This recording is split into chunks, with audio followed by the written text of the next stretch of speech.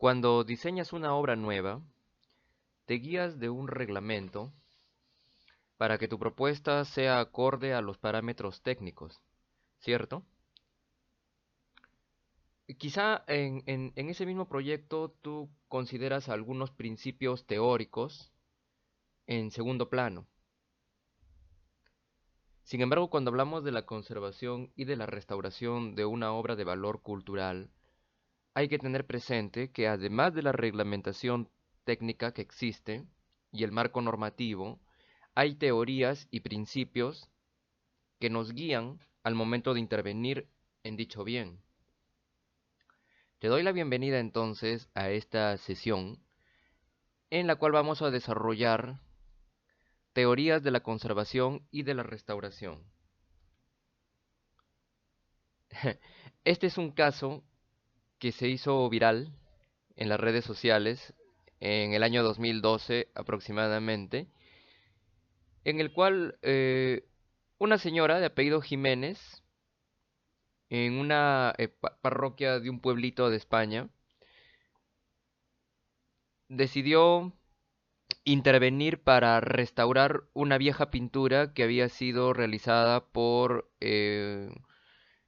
un señor de nombre Borja en el año 1930, la cual tituló Ecce Homo. Bueno, ella intentó hacer su mejor esfuerzo al tratar de restaurar esta pintura que estaba en una pared, era como un fresco, y consiguió el resultado que ves en la imagen derecha. El impacto viral fue tan tremendo que se difundió masivamente por las redes sociales y pues el leche homo de Borja terminó convirtiéndose en el leche mono de Jiménez. Por supuesto que la señora tuvo todas las mejores intenciones de recuperar esta pintura que se estaba deteriorando por el paso del tiempo y que realmente, pues, en la opinión de algunos expertos, no tenía mucho valor comparadas con otras obras de arte. Sin embargo, el impacto, como te repito, fue tan fuerte que hoy en día esa parroquia, que es como una capillita en un pueblo de España, no recuerdo en dónde, pero recibe más visitas de las que recibía antes, porque la mayoría de gente va para quererse tomar una foto al lado del Echemono. Bueno, aunque nos parezca gracioso este caso y que no tuvo mayor trascendencia porque como te dije no tiene mucho valor esta obra en la opinión de los críticos, pues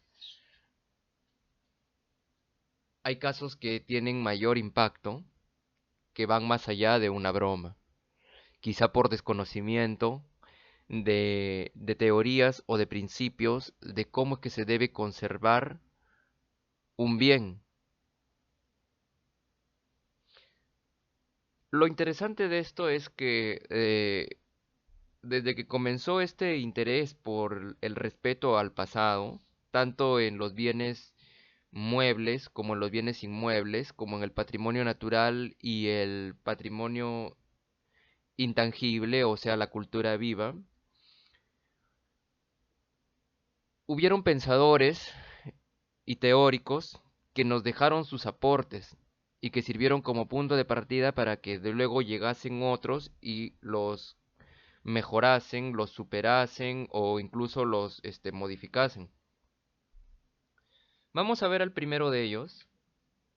Primero partimos de una premisa. Como vimos la semana pasada, cuando estábamos hablando de principios y de conceptos básicos en la conservación, vamos a partir de esta premisa, ya recordando lo que vimos la semana pasada.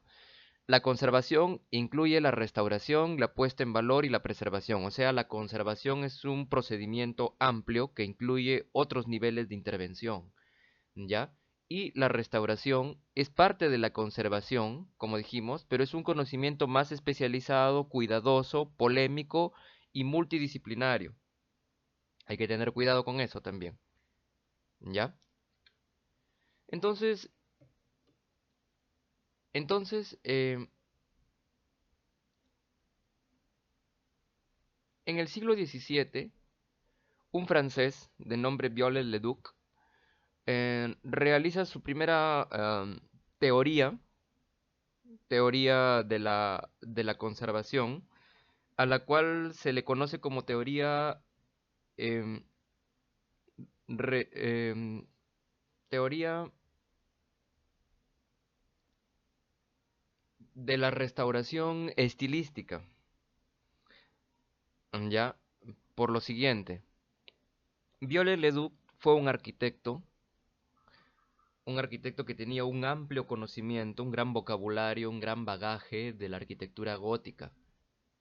En aquellos tiempos, si recuerdas las clases de historia pues que vimos en los ciclos pasados, en aquellos tiempos estaba entrando la corriente de los revival, neoclásico, neogótico, perdón, el neoclásico, y el gótico se estaba quedando como que en el pasado, como algo que ya había pasado de moda y mucha gente lo miraba con desprecio. Viollet-le-Duc estaba encantado por esta arquitectura del pasado de la Edad Media, como vimos en Historia uno y parte de Historia 2, por lo cual pues tenía todo un conocimiento amplio y jun- em,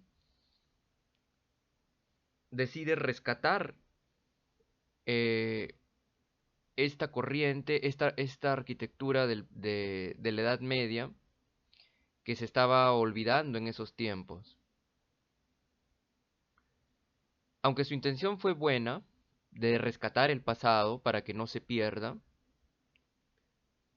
eh, hubieron polémicas con sus maneras de hacer intervenciones, porque cuando Viollet-le-Duc comenzaba a restaurar un edificio gótico, no cabe duda que él era el mejor experto en esos tiempos de la arquitectura gótica, pero quitaba todo lo demás. Lo trataba de regresar todo a una uniformidad de estilo. De ahí que esta corriente se llame, esta teoría se llame la corriente de la teoría de la restauración estilística. Porque todo el edificio, incluso si tenía alguna falla o algún añadido de otra corriente que haya venido más adelante, que no solamente sea gótico, Viollet-le-Duc lo quitaba, lo desechaba, para tratar de que todo permanezca unificado.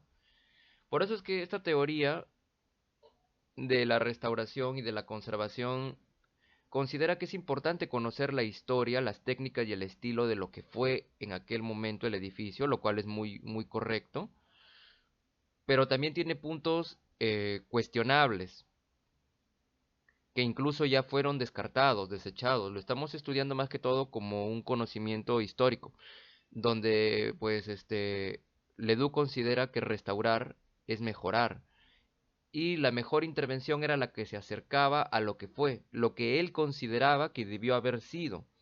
Eso es lo polémico.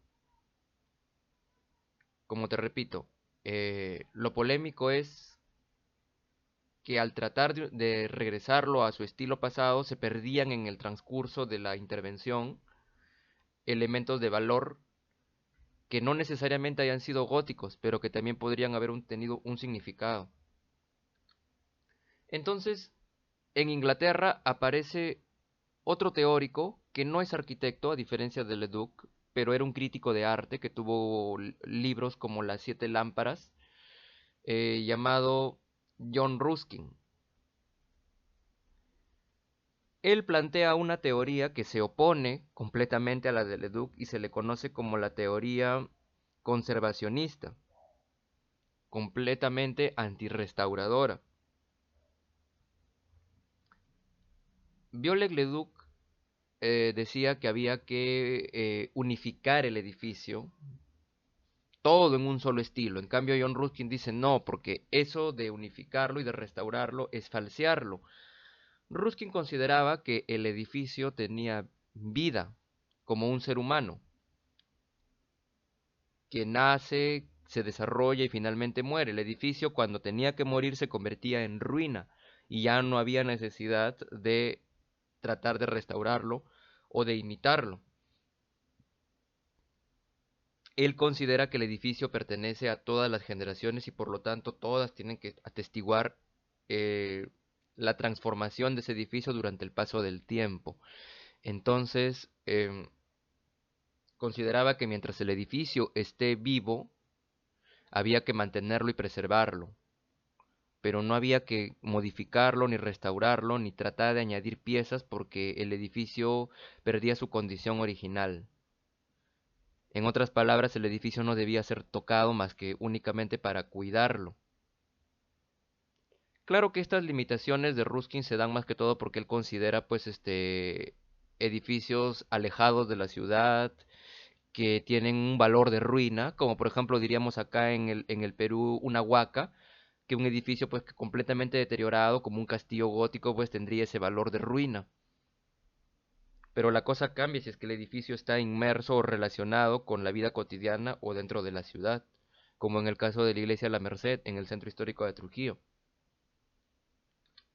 Entonces llegan otros pensadores más adelante, casi a puertas del siglo XX, principios del siglo XX, aparecen otros pensadores, como este señor italiano, Camilo, de la escuela italiana.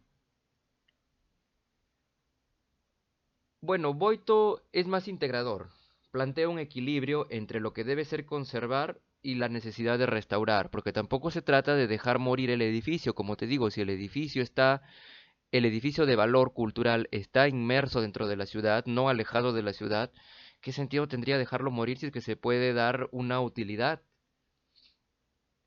Pero él también considera, y aquí pone los límites, comparado con la teoría de Leduc, que ya quedó en el pasado, pues desfasada, l- eh, que tenemos que restaurar de una manera simplificada, sin tratar de imitar.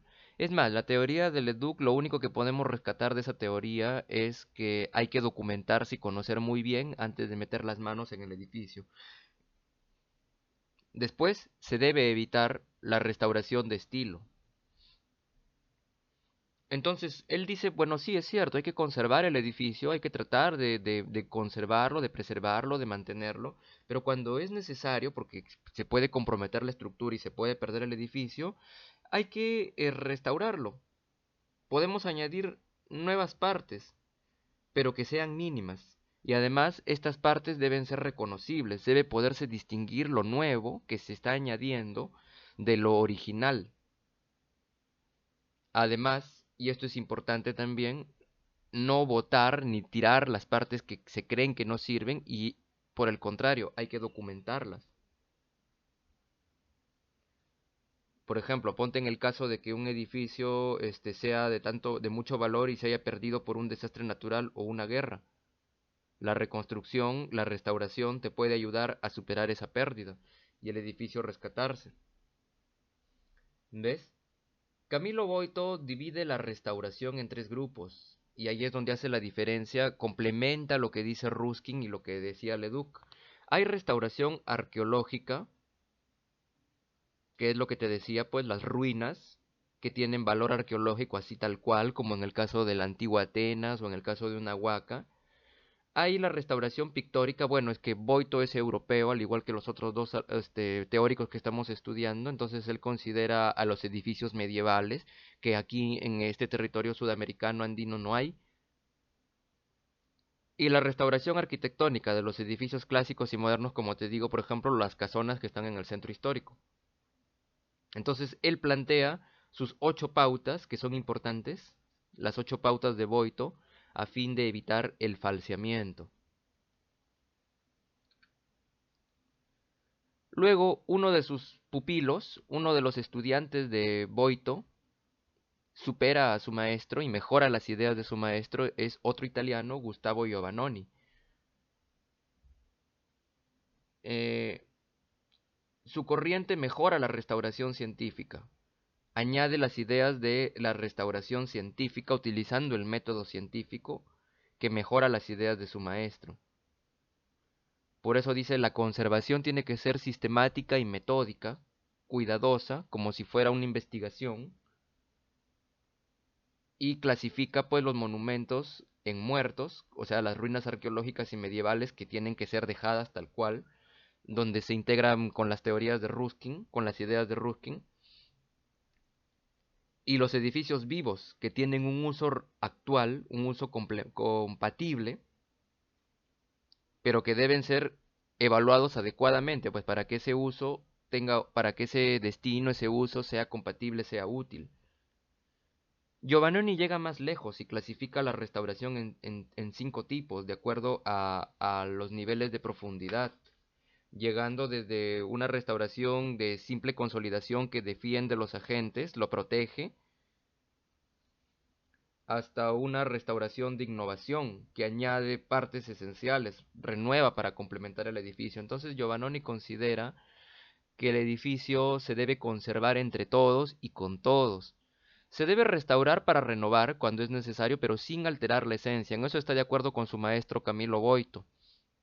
También está de acuerdo en documentar y debemos evitar, dice Giovannoni, hacer hipótesis o imaginar qué es lo que pudo haber sido, un error que cometía Leduc. Debemos ser lo más neutrales posibles. Un español de nombre Torres Balbas también aporta a las teorías de la conservación y de la restauración, con lo cual él nos aporta con algo muy interesante, como que el edificio considera es un documento histórico, es un testimonio histórico de lo que ha pasado a través del tiempo. ¿Recuerdan lo que conversamos en el debate la semana pasada de las plazas de toros como testimonio de algo que fue, aunque hoy en día ya no se practiquen las corridas de toros, pero el edificio es un testimonio, un documento de algo que sucedió, así no sea agradable? Entonces debemos respetarlo, dice Torres Balbas, no borrar ese paso del tiempo. El edificio es el mejor testimonio, como si fuera un libro que nos puede enseñar lo que ha pasado a través del tiempo. Al igual que Boito y Giovannoni también está de acuerdo en restaurar lo estrictamente necesario y usar materiales que se puedan diferenciar de los demás. Y al igual que Viole-le-Duc, también está de acuerdo en que debe ser bien estudiado antes de ser intervenido. Antes de siquiera meter las manos en el edificio, se tiene que tener todo un informe de investigación y de identificación de valores del edificio, que es lo que tú vas a hacer en esta asignatura. ¿Ves? Y bueno, ya entrando a mediados del siglo XX, entra este señor Brandy con una teoría más integracionista, incluso filosófica, en que nos aporta em, que la obra, además de tener un valor estético, o sea, además de ser agradable, bella y artística, como decía Leduc, también tiene un valor histórico que no se pueden desprender. Es importante la obra por su valor estético y por su valor histórico y también por su significado. Entonces, antes de intervenir directamente en la obra, es preciso hacer un estudio e investigación de todos sus componentes estéticos, históricos, tecnológicos y su significado. No debemos alterarlo. En eso también está de acuerdo. Se debe restaurar únicamente lo necesario y de preferencia evitar la restauración, porque la utilidad, o sea, el uso que se le va a dar al edificio condiciona el nivel de restauración que tú le vas a dar. Y es que existen varios niveles de restauración y conservación de acuerdo a la conferencia trianual celebrada en Nueva Delhi, por ejemplo, unifica estas ideas y tenemos varios niveles. Por ejemplo, la conservación, que ya hemos conversado, son todas aquellas acciones que tienen como objetivo la salvaguarda del patrimonio cultural tangible, porque estamos hablando de lo tangible ahorita, asegurando su accesibilidad a generaciones presentes y futuras. Aquí entra la conservación preventiva.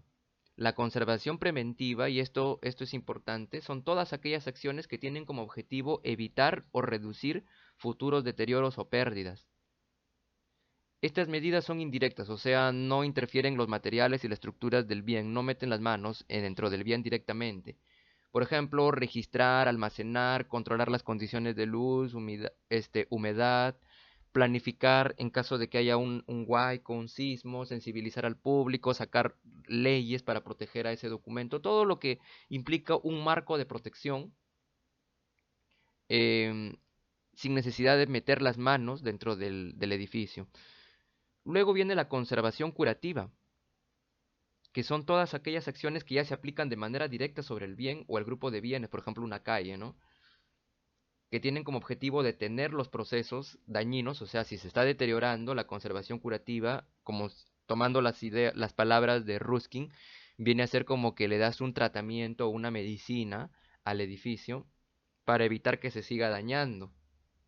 Cuando el bien se encuentra en notable estado de fragilidad o se está deteriorando, aparecen estas acciones curativas. Por ejemplo, desinfestar de plagas, eh, quitar elementos patógenos de los materiales como la cerámica, el ladrillo, la piedra, estabilizar los metales corroídos, quitar la maleza,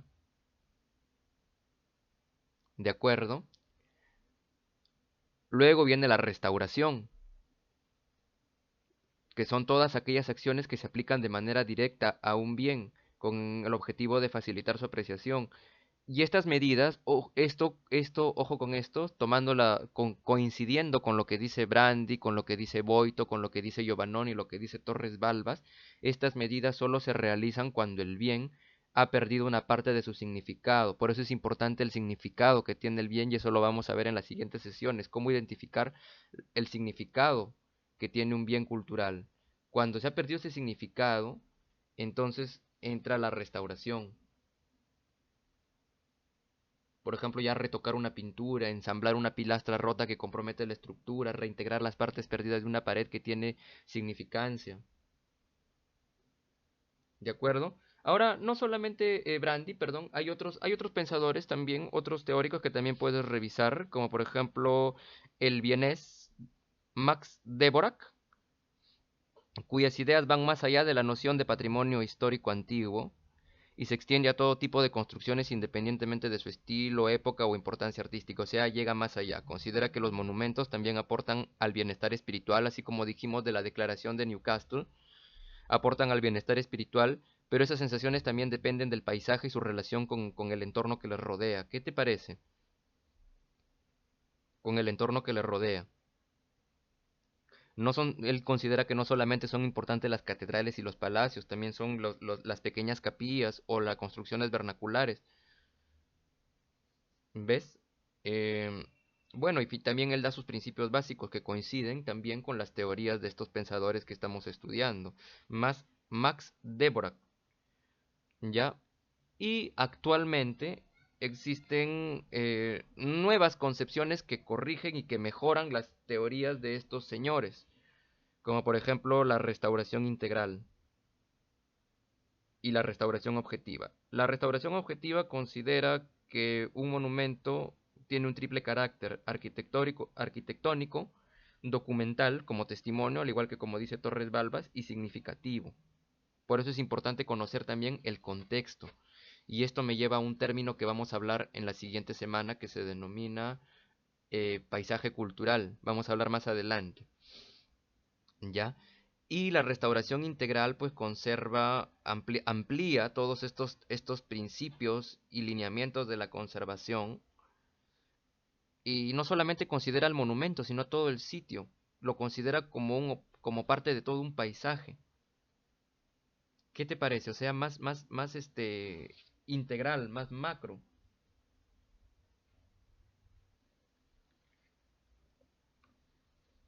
Muy bien. Entonces, como te decía la semana pasada, es difícil decir dónde termina la conservación y empieza la restauración porque en realidad son complementarias. No están al mismo nivel, pero son complementarias.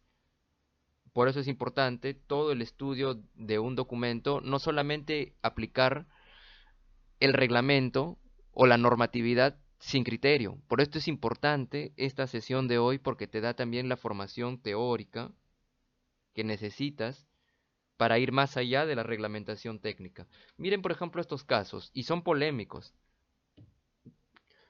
Este es el Teatro Romano de Sagunto, que ha sido intervenido en el año 95. Es algo del año 1000, ya tuvo una primera intervención en el año 1896 y posteriormente fue nuevamente intervenido.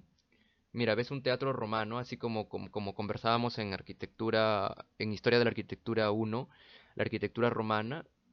y pues se le cuestiona, por ejemplo, acá para tratar de rescatarlo, porque se estaba deteriorando, pues se hizo lo que ves en el lado derecho. Se cuestiona porque pareciera que se ha construido un teatro nuevo encima de lo que fue el original, un edificio nuevo. ¿Hasta qué punto se puede intervenir y restaurar cuando el bien lo amerita? Por ejemplo, acá, hablando del uso que se le va a dar. Usos compatibles, usos no compatibles. Esto también es polémico. Un convento del siglo XV en Valladolid, en España, que se ha convertido en un centro comercial.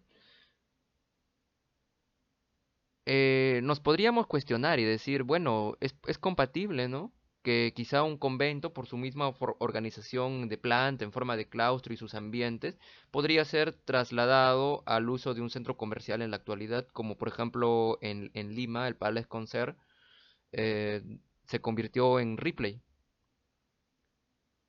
Pero también podríamos cuestionar y decir, oye, pero mira, mira la imagen derecha, cómo se ha modificado lo que originalmente fue un convento. Ahí vienen las ideas de Brandy. La utilidad que le vas a dar condiciona la restauración que vas a hacer. Mira, por ejemplo, bastante polémico porque se perdió. Lo que ves en la imagen izquierda se perdió comparado con la imagen derecha. Es el Palacio de Correos de Valladolid del año 1922, un estilo ecléctico. 1922. Toda esa composición arquitectónica, no solamente esa influencia estilística, sino toda esa concepción del edificio, esa organización volumétrica, esa relación que tiene con el entorno como un edificio que históricamente fue del Palacio de Correos y Telecomunicaciones. Fue intervenido en 1970. Sigue siendo un edificio de correos, mira, ahí en la imagen se ve, ¿no? Sigue siendo un edificio de correos, pero se le añadió, tenía originalmente 3 niveles y una torre, que precisamente era lo que lo distinguía con un reloj.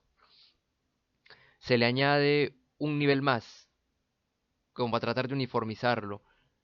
Y por supuesto, pues que esa torre se perdió. Quedó solamente en la documentación fotográfica, ya se perdió. ¿Qué se trató de hacer ahí? No sé si unificar con la calle, desconozco porque está en España, desconozco exactamente qué se quiso hacer ahí, pero mira lo que se logró en la parte superior, por tratar de integrar arquitectura contemporánea con ventanas contemporáneas con las anteriores. O mira, porque por ejemplo el patrimonio, como dice Max Dvorak, no solamente se aplica a lo que es del pasado, que tanto las capillas monumentales, como dice Max Dvorak, también tienen importancia al igual que las obras contemporáneas. Este es el caso de una plaza en Madrid que fue intervenida en el año 2002 y desarrollada por el artista Salvador Dalí en el año 1986, cuando yo estaba chiquitito, cuando recién había nacido, tendría 1 año de edad. Salvador Dalí eh, hace una analogía, una metáfora al tiempo. Mira, el lado izquierdo es la concepción original que tuvo Salvador Dalí, donde creo que pone la estatua de Nicolás Copérnico, me parece que está ahí, y hace como una suerte de monolito,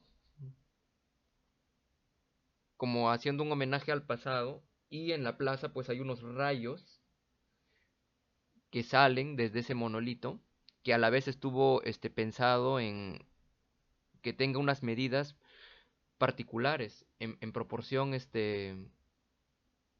geométrica, matemática.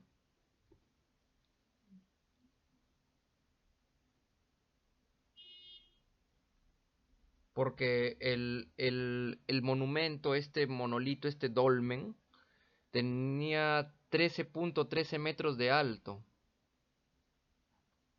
¿Ya? La estatua es de Isaac Newton. La estatua es de Isaac Newton, no de Copérnico. Me había confundido. Lo había puesto sobre un pedestal cúbico de granito Y bueno, pues las medidas 13.13 tenían un significado para Salvador Dalí. Por eso te decía la semana pasada que también tenemos que entender las ideas del autor, qué es lo que pensó cuando quiso hacer esa obra. Bueno, cuando hicieron la intervención para rescatar o disque conservar pues la plaza, cambiaron ese enlosado, ese piso que tú ves en la imagen derecha que tiene unos rayos, lo cambiaron por el piso que tú ves en el lado derecho. Y al poner ese pavimento nuevo, pues tú sabes que no se puede quitar el anterior, sino que se pone encima del anterior. Los 13.13 metros se perdieron, pues no, al añadir un piso nuevo, añadir este pavimento nuevo, se pierden esos pisos. Bueno, y quitaron la estatua de Isaac Newton también, ¿no? Entonces, la obra de Salvador Dalí, pues, quedó a medias. Es como faltarle el respeto a las ideas originales del autor. ¿Te has dado cuenta entonces, tanto en patrimonio monumental de cualquier época, estas teorías que hemos visto hoy día se aplican y son importantes? Este es un caso local, por ejemplo, ya para finalizar.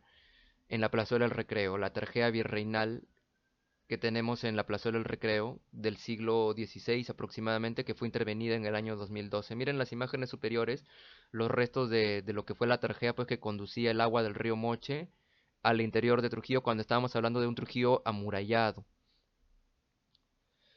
Bueno, se hizo esta propuesta para recuperar la plaza, la plaza del Recreo, ponerla en valor como la plaza del Recreo que tenemos actualmente y se colocaron estos pisos de vidrio para verlos, para verlo, para poder ver la tarjea y a la vez, por su transparencia, poder, no sé, no sé qué habrá pensado, pues, el que lo intervino en el año 2012, quienes los intervino, ¿no? Pero ponerlo, protegerlo y a la vez poder apreciarlo. Anteriormente tenía una cúpula. Sin embargo, en la actualidad hay polémicas y cuestionamientos acerca de esto, porque primero que nada, por un lado se robaron los vidrios, creo que se los han robado ya una vez, y por otro lado, pues se crea humedad, se crea humedad en el interior que empaña los vidrios y que impide apreciar correctamente estas atarjeas. Bueno, acá se está intentando aplicar, mira lo que ahí vemos, ¿no? Materiales nuevos que se diferencian claramente de los originales. Pero realmente se estudió correctamente cómo se debía utilizar este material contemporáneo, actual, o quizá fue muy apresurado. Esa pregunta queda en el tintero y la vamos a conversar en nuestra sesión de debate. Nos quedamos hasta aquí por esta sesión de hoy y seguimos conversando entonces.